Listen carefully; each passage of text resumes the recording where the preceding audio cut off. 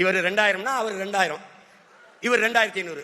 இந்த அண்ணன் பாண்டியராஜன் படத்துல ஒரு ஏலம் விடுவாங்க, 2000, 3000, 4000, கடைசியா பிம்பிளிக்கு பிளாப்பிம்பாங்க. அதான் நடக்குது இங்க. எங்க இருந்து எடுப்ப? ஒண்ணு மண்ணின் வளத்தை வைக்கணும், இல்ல மக்களின் நலத்தை வைக்கணும். மக்களின் வரியை 3 முறை மின்கட்டண உயர்ந்திருக்கு இந்த ஆட்சியில் மட்டும். 3 முறை சகிக்க முடியாத மின்கட்டண உயர்வு, சொத்து வரி உயர்வு.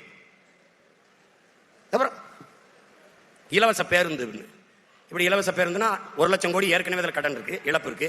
இலவச பேருந்து யார் கேட்டது? தரமான பேருந்து தான் கேட்கிறோம். அந்த பேருந்து ஓட்ட பாதை இருக்கா, சாலை இருக்கா, சாலையா இருக்கா, சவக்குழியா இருக்கா? யார் இதெல்லாம் கேட்கறது? யார் கேட்கறது சொல்லு? முன்னாடி ஒரு விளம்பரம் வரும், பைக் உந்தூர்ல இருக்குல்ல, அதுக்கான சாக்கப் சார், அதுக்கு ஒரு விளம்பரம் மட்டும்தான். இப்ப கூட வரும்னு நினைக்கிறேன். ஒரு பொம்பளை பிள்ளை என்ன பண்ணு, 4 குடத்தை அப்படி வச்சுக்கிட்டு நிற்கும். அவன் ஒரு மோட்டர் சைக்கிள் இப்படி வருவான், உந்தூரில் வருவான். வந்தவொடனே கையை காட்டும், ஏத்திக்கிடுவான், குடத்தை பிடிச்சுக்கிறோம். அதாவது குண்டும் குழியுமா இருக்கிற பாதையில கூட கீழே விழாம அந்த அப்படி அப்படி குளிங்க அழகா போகுதுன்னு சாக்கப் சார் விளம்பரம். இப்ப நம்ம கிட்ட சொல்ற பைத்தியக்கார பயல, பாதைய ரோட ஒழுங்கா போடுறா, ரோட ஒழுங்கா போடு. குண்டும் குழியுமா இருந்தா கூட பள்ளமேட்டில் கூட அப்படி விழாம அந்த வண்டி போகுதுன்னு விளம்பரம்.